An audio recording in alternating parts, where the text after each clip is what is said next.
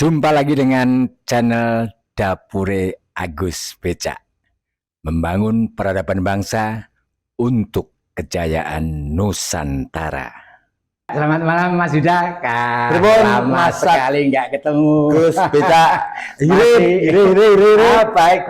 Masih ingat Mas, kita ketemu di jalan-jalan dulu, demo-demo dan sebagainya. Nah, Alhamdulillah. Kita ketemu di podcast Dapure Agus Becak. Matur sembah nuwun Mas Agus Becak sudah mengundang saya yang lama. Iya. Nggak ketemu di jalan. Teman lama ya. Apa ini kegiatannya Mas Yuda ini? Kebetulan sekarang saya ya bukan hobi, tetapi mulai dari Jokowi dulu kok ketoknya memang relawanan. Sekarang saya gabung di relawan Sahabat Ganjar, Mas. Ganjar, ya. Selain bahwa dari 2014 kita memang bantu Jokowi, 2014, 2019 dan sekarang disambung dengan Ganjar Pranowo yang kelihatannya pas untuk Indonesia. Betul, luar biasa. Saya dengar malah sekarang melebarkan sayap. Ada advokasi hukum bagi teman-teman bagi masyarakat yang tidak mampu ketika punya masalah hukum. Mas Yuda ini juga terjun langsung. Gimana itu ceritanya, Mas? Oh, Mas. Iya, Mas. Jadi memang karena kita makhluk sosial politik, tentu bahwa naluriah untuk membantu mengadvokasi masyarakat yang kurang mampu, tentunya kita bantu. Yang dalam konteks hukum yang mereka belum mampu untuk melakukan langkah-langkah hukumnya bagaimana, yaitu lalu saya terpanggil untuk memberikan bantuan hukum, advokasi dan sebagainya. Kira-kira masalah-masalah yang paling dominan itu apa ini kalau di Jogja ini, Mas? Banyak, ada yang satu pertanahan. Oh, begitu ya. Terus ya kenakalan anak remaja, begitu. Yang orang tuanya kadang-kadang juga mereka juga berangkat dari keluarga yang kurang. Kan gitu. Yang kemarin mungkin juga agak sedikit merebak tentang Jogja kan terkenal klitih kan, Mas. Klitih. Nah, gitu-gitu kadang-kadang persoalan pergaulan orang tua yang tidak mampu secara materi. Jadi orang tua mereka itu perlu diedukasi juga gitu ya, Mas? Saya kira juga begitu. Tentu bukan pada objek anaknya saja, tapi orang tua. Nah, kebetulan kota Yogyakarta ini yang dulu dikenal sebagai kota pendidikan, nah agak sedikit bergeser menjadi kota pariwisata. Ini mungkin nilai-nilainya agak sedikit juga bergeser. Betul. Persoalan pergaulan, dan sebagainya ini makanya tidak hanya objek anaknya saja yang perlu kita edukasi. Tentu orang tuanya bagaimana pergaulan dan sebagainya. Saya kira begitu, Mas. Jadi sedikit saya terpanggil dan konsen ke hukum nih di situ. Betul, ya.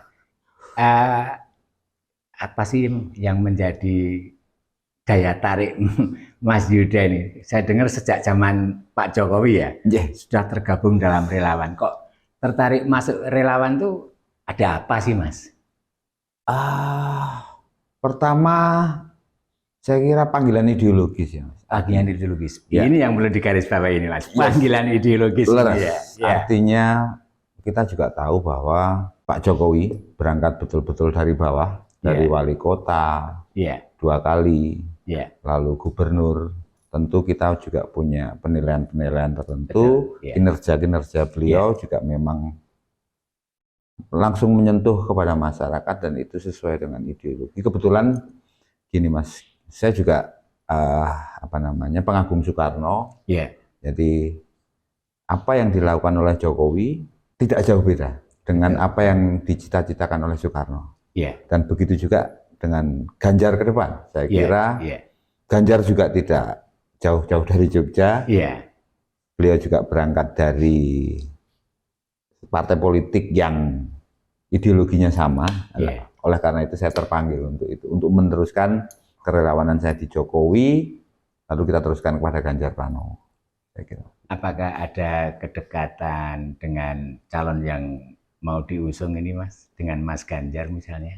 Kedekatan secara langsung tidak, mungkin ada gap umur ya. Cuman kalau dulu ketemu pernah, ngobrol juga pernah, kan kedekatan emosional saya kira panjenengan lebih dekat, lebih dekat dengan Pak Ganjar, tapi karena saya ada gapnya itu, tetapi ngobrol, diskusi pernah.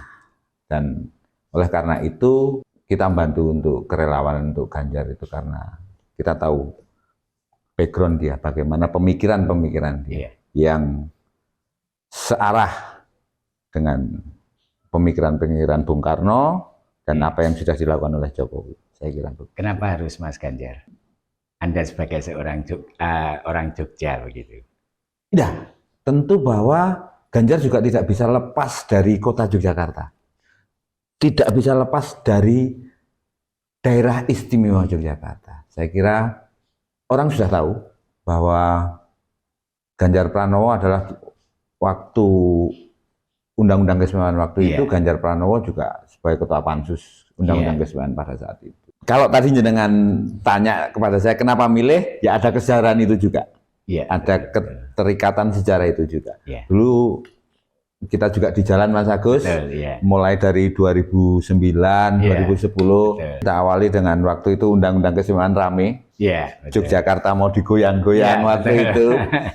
Artinya kan kita sebagai orang ideologis, artinya kita jas merah bahwa dengan adanya maklumat 5 September itu yang memberikan amanat bahwa daerah istimewa dan Pakualaman tentu bergabung dengan Republik Indonesia. Ngarso dalam Sri Sultan Hamengkubuwono IX dan Sri Pakualaman ke-8 pada itu apa namanya menyatakan bergabung dengan negara Republik Indonesia. Nah, itu kan sejarah yang tidak bisa kita lalu hilangkan begitu saja. Nah, pada saat itu ada gerakan yang mencoba untuk mengusik-usik itu. Yang diinisiasi oleh Amin Rais kalau tak salah itu.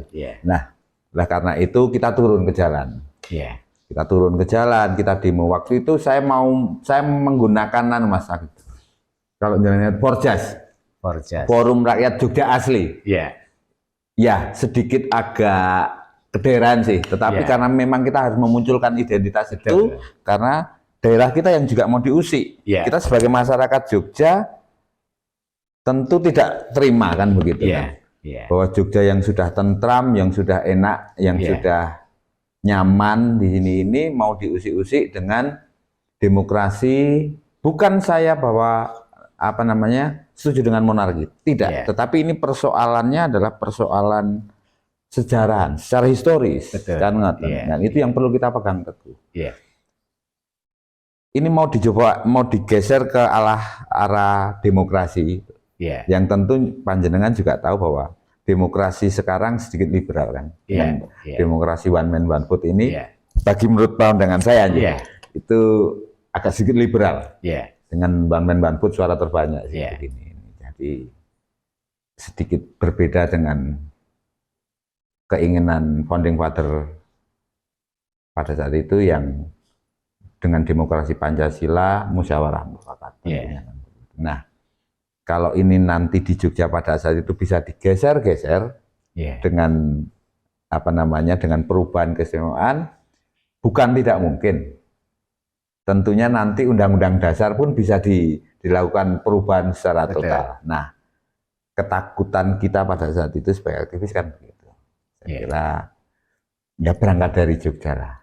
Nah, tepat pada saat itu kan kalau ada isu Jogja, ada apa namanya opini yang berkembang dari Jogja untuk Indonesia. Apa peran Mas Ganjar untuk masyarakat Jogja? Ya tentu hubungannya dengan keistimewaan. Tentu Ganjar pada saat itu kan sebagai ketua pansus Undang-Undang Keistimewaan yang pada saat itu di Komisi 2 kan? Pada saat itu ya Komisi Hukum pada saat itu. Jadi pada waktu itu Mas Ganjar masih anggota DPR. Anggota DPR sebelum menjadi gubernur. Karena periode 2009-2010 pada saat itu proses apa namanya Undang-Undang Keistimewaan bergulirnya itu. Jadi ibaratnya kalau boleh dikatakan bahwa sedikit banyak Mas Ganjar ini punya andil yang begitu sangat banyak saya kira. Saya kira begini Mas mungkin ya kalau rada di hiperbola. Iya. Saya kira kalau dulu tentu Ganjar juga berjuang betul. Iya. Fraksi PDI waktu itu juga berjuang betul. Betul. Menugaskan Ganjar sebagai pansus tentu di dalamnya kan pasti ada debat. Betul. Table yang mungkin tidak mudah. Iya. Dan itu Ganjar berhasil di situ dan mampu mengesahkan undang-undang keistimewaan ini. Iya. Bukan mengembalikan ya, tetapi mempertahankan keistimewaan Jogja ini. Iya. Tentu sebagai masyarakat Jogja harusnya melihat Ganjar kan sangat membantu, sangat berjasa pada saat itu. Mungkin dengan sekarang kemajuan Jogja, dengan adanya dana ACE, dengan adanya itu efek dari itu. Yogyakarta lalu bisa mengembangkan diri. Betul, membangun daerahnya. Bayangkan kalau undang-undang keistimewaan itu juga tidak bisa digolkan pada saat itu. Tentu ya Jogja pasti semakin liberal dengan pemilihan. Kan waktu itu kan pemilihan atau penetapan dengan pada saat itu. Lalu ada kita menolak demokrasi ala Kebo, ada itu kan, kita masih ingat itu pada saat itu. Jadi tidak ada alasan lah ya sebetulnya rakyat Jogja ini tidak memilih Mas Ganjar. Tidak memilih Mas Ganjar. Barangkali ini yang bisa menjadi trigger bagi teman-teman relawan sahabat Ganjar untuk mensosialisasikan ini ke masyarakat Jogja, Mas. Apa yang akan dilakukan teman-teman sahabat Ganjar? Nah, tentu kita juga tidak bisa lepas dari itu. Kita mungkin nanti juga memberikan pemahaman itu kepada generasi-generasi muda. Betul. Tentang sejarah itu, peran Ganjar di Undang-Undang Keistimewaan. Sesungguhnya tidak hanya masyarakat Kota Jogja, Mas. Iya, betul. Saya kira begitu. Saya kira seluruh Indonesia juga, mungkin generasi-generasi muda ini juga perlu diberitahu. Betul. Saya kira yang menikmati Jogja ini kan tidak hanya masyarakat Jogja. Betul, karena Jogja ini kan miniaturnya miniatur Indonesia. Nah, kan begitu. Iya, betul. Artinya ini perlu kita sampaikan lagi. Mungkin nanti tugas saya membantu di situ, artinya memberikan itu kepada masyarakat lagi bahwa ini loh peran Ganjar kepada Yogyakarta. Kan begitu. Yang begitu jasanya begitu besar terhadap masyarakat Kota Yogyakarta, tidak hanya kota tapi daerah istimewa Yogyakarta yang kalian datangi. Kan begitu. Betul. Jogja bisa nyaman, Jogja bisa begini ini. Karena itu. Jadi barangkali nanti ada semacam gerakan bagaimana mensosialisasikan itu ke generasi milenial lah ya. Secara formal ataupun secara verbal kita harus wajib. Saya kira tidak hanya tugasnya sahabat Ganjar, tapi banyak relawan yang lain. Saya kira relawan Ganjar kalau tidak salah di Yogyakarta itu ada puluhan, kalau nggak sudah ada ratusan. Itu mungkin bisa Mas Agus nanti menginisiasi itu. Kan gitu kan. Perlu ada sinergitas. Jelas. Mengumpulkan seluruh relawan, yuk kita bicara tentang keistimewaan. Peran Ganjar terhadap daerah istimewa Yogyakarta. Menarik ini. Kan betul. Itu perlu. Mungkin juga mereka atau kita mengingatkan kembali. Kalau nanti itu generasi Z, kita berikan ini loh sejarah Yogyakarta. Jadi jangan sampai seperti Filipina, Mas ya. Ada keterputusan sejarah antara generasi milenialnya terhadap sejarah masa lalu. Sehingga apa yang terjadi di Filipina ini kita berharap tidak terjadi di Indonesia. Di Indonesia. Karena di Filipina ini yang berkuasa sekarang ini adalah bagian dari Orde Barunya Filipina ya. Bongbong Marcos ini ya. Kira-kira apa nanti yang akan bisa disosialisasikan ke teman-teman adik-adik kita generasi Z ini oleh teman-teman relawan sahabat Ganjar ini, Mas? Ke depan harus bagaimana ini? Saya kira kan di sahabat Ganjar tentu ada beberapa kali event. Beberapa kali event yang itu nanti dengan milenial dengan kebudayaan. Kita kan sudah juga sering melakukan event-event itu, program-program, kegiatan-kegiatan itu. Nah, secara tidak langsung kita bisa menyampaikan secara verbal, kan begitu. Artinya ya memang tugas tugas kerelawan adalah campaign, betul. Tapi bagaimana campaign itu yang menyejukkan, elegan. Kita bicara tentang historis, Yogyakarta ini, kan begitu kan. Kita juga tidak mau pemilu ke depan itu juga awut-awutan seperti 2019 kemarin. Kita juga mau menjaga Yogyakarta sebagai masyarakat Yogyakarta. Makanya kita lebih enak bicara tentang historis. Peran Ganjar, walaupun sedikit demi sedikit. Tetapi saya kira kalau yang minimal ada gerakan itulah. Kita mau kembali mengingatkan masyarakat untuk peran-peran Ganjar Pranowo terhadap daerah istimewa tentang undang-undang keistimewaan itu. Nah, tentu Mas,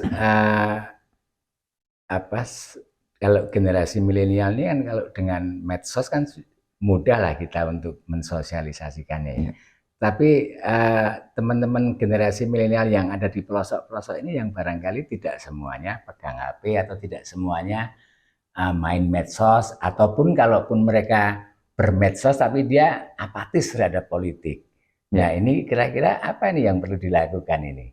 Apakah juga perlu serangan darat dan sebagainya di samping serangan udara gitu? Ya, menarik pertanyaan jenengan Mas tadi. Kita sambil ngerokok ya. Ini santai kok kita nih, obrolan santai.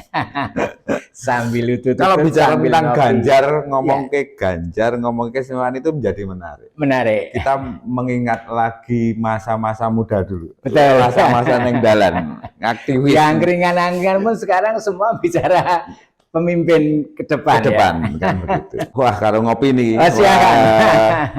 Ya beberapa kali saya ngangkring juga, wah pembicaraannya seru juga ini di angkringan ini tentang kok rata-rata tentang Ganjar ya. Saya juga heran. Gimana menurut Mas Yudan? Sebenarnya seperti tadi yang sudah sampaikan Mas Agus, bahwa sahabat Ganjar itu tidak hanya bicara melalui udara saja. Oh iya. Kita waktu terakhir bulan 2 bulan kemarin, sekarang Juli, Juni, Mei. Kita sampai di daerah Semen dan daerah Tepus, Gunung Kidul. Kita ada event. Mepet dengan pantai itu. Yes. Nah, jadi tidak kita bicara udara. Dari kegiatan-kegiatan itu kan kita bisa bicara sedikit tentang kesejarahan. Betul. Mengingatkan kembali. Tentu harapan kita nanti kita juga punya struktur. Mulai dari DPW sampai pada tingkatan DPC dan kecamatan. Dewan Pimpinan Wilayah. Itu mengampu satu provinsi. Satu provinsi. Nah, nanti ada Dewan Pimpinan Cabang yang itu mengampu kota. Nah, tentu bahasan-bahasan itu akan mereka teruskan. Betul, Untuk kembali memorable ini tadi, mengingatkan ini loh. Bagaimana peran Ganjar, bagaimana jasa Ganjar terhadap daerah istimewa Yogyakarta itu. Respon teman-teman yang ada di pelosok gimana itu, Mas? Menarik ini. Saya kira sangat antusias. Kemarin kita itu 2 hari kegiatan, 1 hari di full di Gunung Kidul, 1 hari kemudian di wilayah Bantul. Bukan ini mau nopo ya, tetapi setiap event itu eventnya memang event kebudayaan. Waktu itu ada ekoprint, kerajinan UMKM, bahwa di situ kita juga bahwa itu sebuah budaya yang itu kita sembari memberikan itu. Jumlah yang datang itu antara 500 sampai 600 orang. Padahal itu di daerah pelosok, Mas. Daerah pelosok. Dan antusiasme mereka terhadap Ganjar sangat tinggi. Ada pelatihan bikin sablon gitu ya? Ya, ekoprint pada saat itu di Semen, di Tepus. Terus tanpa meninggalkan lokalitas, local wisdom-nya. Local wisdom. Kalau di situ mungkin ada jatilan, kita tampilkan begitu ya? Pernah, kita waktu itu di Jeragum. Jatilan. Di daerah mana itu? Wonosari juga. Oh iya. Wonosari, lalu di Kulon Progo. Iya. Kita tidak hanya di udara, kita betul-betul masuk serangan darat lah ya. Masuk ke pelosok-pelosok wilayah, daerah Nanggulan, daerah kita masuk ke sana. Betul. Jadi bagaimana betul-betul mensosialisasikan nama Mas Ganjar itu biar sampai ke telinga mereka ya, betul. Sampai di gunung-gunung ya. Betul. Karena di Kulon Progo juga kayaknya masih agak lemah ya. Ini kita ya, sosialisasi. Sosialisasi. Betul. Nah itu kita mapping itu, lalu dengan program apa yang bisa diterima. Sebenarnya ketika kita bawa dengan nama Ganjar, mereka sudah antusias. Rata-rata 500 Mas yang tekon niku Mas. Saya juga kadang-kadang terenyuh. Ganjar begitu. Padahal mungkin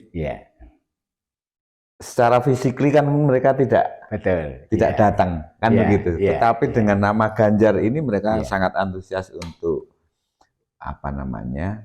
untuk datang, untuk bergabung kepada. Nah, bayangkan kalau dengan 500 itu nanti kita kalikan 2 saja lah, maksudnya mereka bicara kepada 2 orang, itu kan sudah begitu teramplifikasi. Nah, disitulah nanti saya masuk bicara tentang sejarah itu tadi. Ya kita ngobrol, begitu kita sampaikan. Ini loh Ganjar. Luar biasa. Daripada kampanye hoak. Dan membuli dan menjelek-menjelek. Kan begitu. Mending kita bicara tentang sejarah historis itu tadi. Dan apa yang dilakukan teman-teman sahabat Ganjar nyata ya, langsung terjun ke masyarakat. Apa yang dibutuhkan oleh masyarakat itu apa kita tahu. Dan di situ kita bisa menyerap aspirasi ya. Leres. Bahkan mungkin dari mereka ada masukan-masukan yang itu nantinya akan bisa menjadi rekomendasi dalam mengambil kebijakan, saya kira itu. Leres. Tentu tidak hanya kebijakan Ganjar besok kalau presiden, tetapi juga bisa menjadi kebijakan kepala daerah nanti di Yogyakarta. Kan begitu kan? Ini loh, masyarakatnya itu begini. Nah, memang ketugasan kita di situ. Saya kira di situ kok saya terus itu tadi kenapa jodoh kaitannya Mas. Jadi kenapa kok bangkit persoalan kerelawanan ini karena ini persoalan ideologis itu tadi. Jadi sudah semacam panggilan jiwa. Panggilan jiwa. Kenapa saya harus memilih Ganjar? Kenapa saya harus membela Ganjar? Disinilah pembelaan kita kepada pemimpin yang betul-betul juga jujur, sederhana seperti Pak Jokowi ya. Jadi saya kira pribadi dari Mas Ganjar ini tidak jauh dari apa yang dari Pak Jokowi. Sama Jokowi ya. Itu saya kira tidak jauh. Lahir dari masyarakat yang sederhana dan sebagainya. Itu yang mungkin membuat masyarakat menjadi. Kalau kita setback apa yang dilakukan oleh Ganjar ketika melalui media sosial. Artinya ketika waktu itu slogan dia maju gubernur pada tahun 2013 pada saat itu kan bagaimana dia merakyatnya. Karena slogannya aja tuanku ya rakyat. Betul. Kan mengatakan. Artinya itu tidak hanya sebatas slogan. Sebatas jargon saja. Tetapi memang dia implementasikan dengan baik. Dia dekat dengan rakyat. Walaupun caranya harus dengan lari pagi, tidak harus dengan secara formal, kan lebih enak. Seperti kita kalau lo enak kan ngobrol di angkring, hal-hal begitu itu kan lebih sampai pesannya nanti mungkin. Jadi, nah itu yang juga menunjukkan Ganjar bahwa dia tidak hanya sebatas jargon, hanya slogan saja. Tuanku ya rakyat. Luar biasa, Mas Yuda. Sebagai closing dari obrolan kita malam hari ini, barangkali belum menjadi pemikiran dari teman-teman relawan lainnya. Begini, di Jogja ini kan banyak mahasiswa seluruh Indonesia yang datang ke Jogja, menempuh pendidikan di Jogja, menimba ilmu di Jogja. Barangkali ketika nanti saatnya pemilu, coblosan, pilpres, itu mereka tidak sempat pulang. Sementara kalau pilpres itu kan kita bisa nyoblos dimanapun kita berada ya. tapi memang harus ada prosedur-prosedur yang dilalui. Ya. Nah, saya kira ini akan menjadi konsentrasi dari teman-teman sahabat Ganjar enggak, Mas? Karena kita mungkin bisa mengadvokasi atau membantu mereka. Bagaimana caranya saya bisa nyoblos di Jogja, Mas, tanpa saya harus pulang karena harus dengan ongkos banyak. Kira-kira apa yang akan dilakukan teman-teman sahabat? Saya kira pasti, Mas. Setelah kita ngobrol di sini, saya juga malah punya ide. Jadi punya ide bahwa mereka itu Yogyakarta itu banyak mahasiswa. Betul. Saya kira secara regulasi kan mereka juga punya hak. Walaupun mungkin haknya dibatasi hanya pada pilpres saja. Tidak punya hak untuk. Saya kira peraturannya belum berubah kan.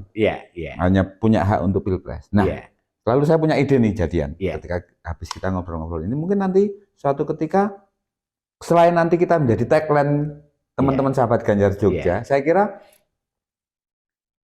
setiap daerah teman-teman di sahabat Ganjar itu ada kepengurusan sudah seluruh Indonesia. Nah, khusus SON di Yogyakarta ini saya menjadi mungkin ini malah menjadi tagline kita nanti tentang keistimewaan dan Ganjar.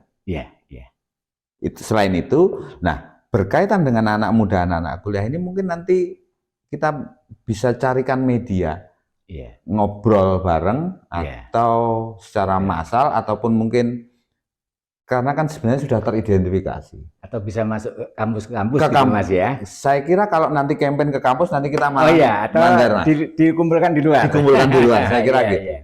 Kita juga mengedukasi itu. Kalau kan tempat-tempat kampus masih tidak boleh. Saya kira paling mudah adalah mengajak mereka untuk ngobrol, ngopi bareng lah ya. Kan begitu. Ngobras. Nah, kita bicara pilpres, tapi juga bahwa di situ kita bicara bagaimana Ganjar dan kesejarah Yogyakarta yang kalian tinggali. Betul. Mungkin, nah itu tadi kalau panjenengan nanti malah ada juga bisa dibikin apa namanya podcast tetap gitu ya. Dan audiensinya adalah mahasiswa kan Mas? Betul. Podcastnya langsung malah. Langsung.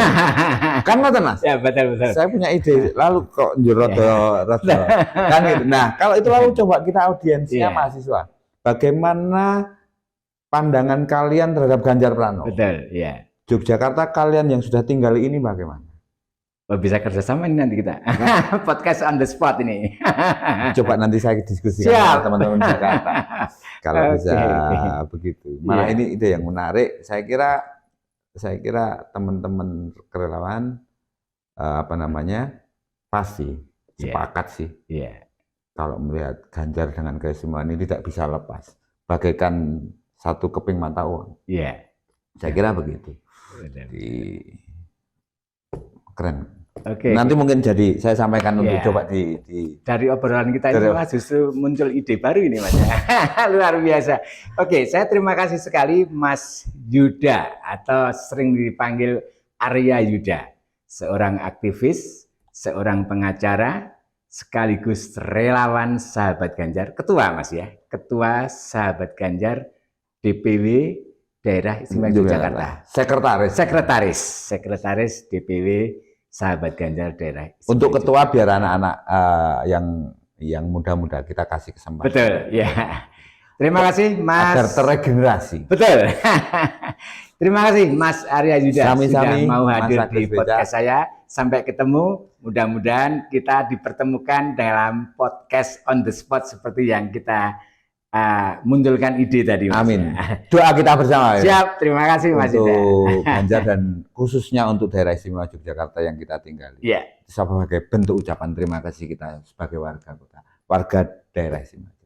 Terima kasih, sampai jumpa. Mas Agus.